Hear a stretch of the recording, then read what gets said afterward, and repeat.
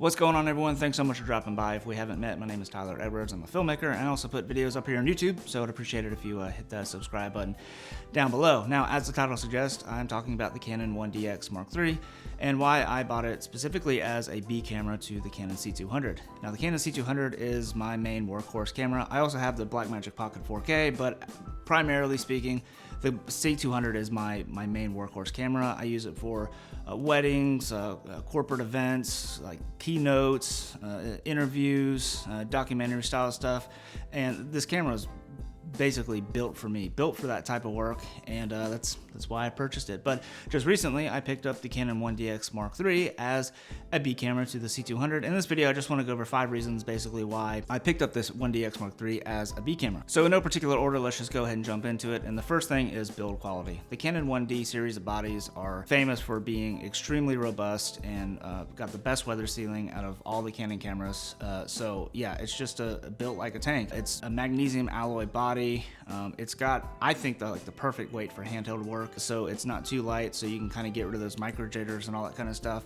But it's also weather sealed, and that's really important to me because you know, I do a lot of traveling, but also like weddings here in Charleston, especially in the summer.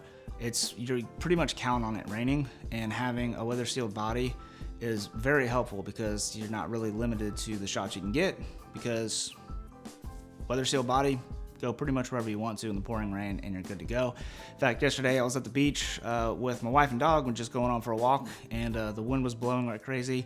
Sand was blowing all over the place, and it just didn't matter. I had the 1DX3 with me, just getting some test shots, and I just didn't care because I just knew that the sand wasn't gonna get anywhere in the body, and that's why I got it. Build quality. So next up are the internal recording codecs. So just like on the 1DX Mark II, you have all those kind of compressions like the 8-bit, but you have the addition of internal 10-bit 422 when you're shooting in Canon log, which is awesome.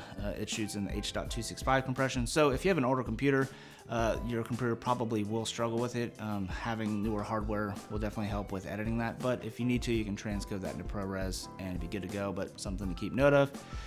But the internal 10-bit 422, it does look really nice, so I'm really excited to finally have internal 10-bit. I don't even have that on my Canon C200, which is kind of a bummer.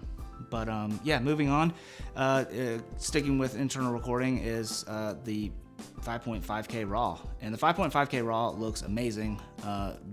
It matches pretty much straight up to the Canon C200, and it's actually a 12-bit and from 24p all the way up to 60p and all the frame rate flavors in between, which is interesting because on the Canon C200, when you go to 60p, it actually drops down to 10-bit color depth. So it's kind of cool that they were able to kind of squeeze that 12-bit color depth in the 1DX Mark III. However, that does come with a cost, and that cost is file sizes. They are pretty stinking massive, so that's something that you definitely have to keep note of when recording. But moving on to the next thing, number 3 is Canon log. The only other DSLR kind of that had one was the Canon 1DC. However, it lacked kind of the newer technology like the dual pixel autofocus and all that kind of stuff, so I didn't really see a good reason to get that camera specifically when I knew the 1DX Mark III was coming out.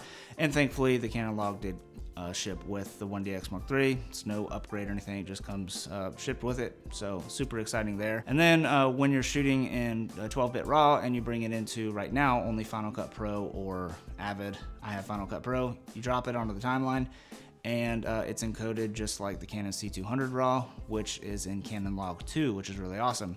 And the reason why I say that is because when you drop it into Final Cut Pro and you go over to the info tab and you see the LUT that's applied, it applies the Canon log 2 cinema gamut LUT just like on the Canon C200. And if you turn that off, it looks identical to the C200, looks like the same gamma curve. Hopefully DaVinci Resolve will update here in the near future, because I much prefer editing the RAW codec from the Canon C200 in DaVinci Resolve, just because you have much more flexibility than you have in Final Cut Pro.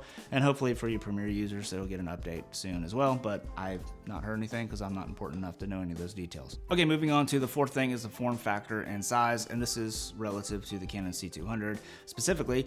And when you strip down both cameras, even if you take the side handle and everything off the Canon C200, the 1DX is just still a much smaller form factor. Obviously, it comes at the expense of not having internal NDs and built-in XLRs and all that stuff. So there are trade-offs, but because this is not a replacement to my C200, it's a companion camera, a B camera, whatever you want to call it, I'm really excited to have the versatility in there. So for travel, form factor is much more suited for travel than the Canon C200, just because it fits just in pretty much any bag, like any camera bag out there, and the C200, just kind of the way the top handle or the side handle, all that kind of stuff is, just doesn't fit as well in bags. And then moving on, more on form factor, are like gimbal work. The C200, you have to strip down, take the monitor off, and I have the C200 that has the EVF on it, so it still really doesn't work out too well on gimbals, like the DJI Ronin S, which is what I have.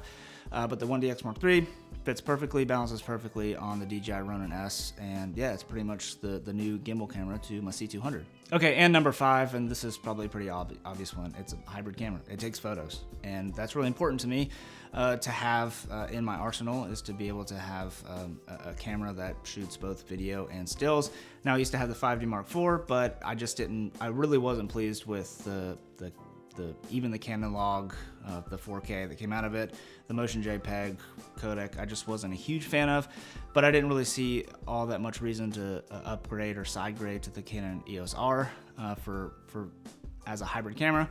So I decided just to hold out, save up for the 1DX Mark III, and I'm really glad I did, because I mean, it's the best DSLR in the world. So I mean, you have that going for you for the still side, and then video obviously looks really good.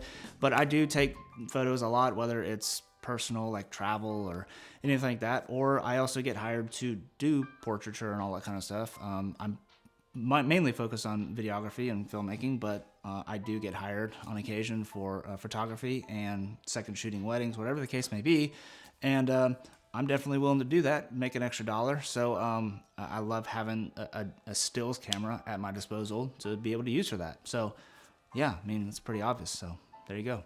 And then an honorable mention, I forgot to kind of write this down, but the battery life, pretty much 2 batteries, maybe 3 if needed, will get you through an entire day of shooting. So I mean, it's such a power efficient camera when compared to, say, like a Blackmagic camera, like the Pocket 4K.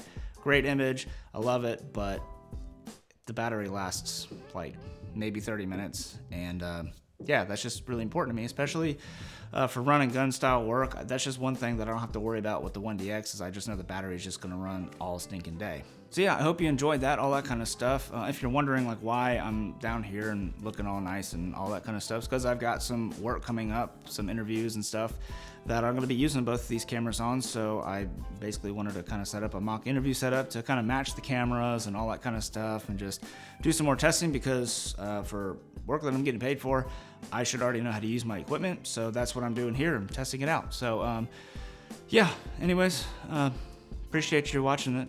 Thanks for sticking around. If you're still here and want to leave a comment, and I haven't really felt the reason to leave a comment yet, then let me know down below, what is your favorite camera? That's a pretty easy one. We're talking about cameras in this video. So yeah, let me know down in the comments what your favorite camera is.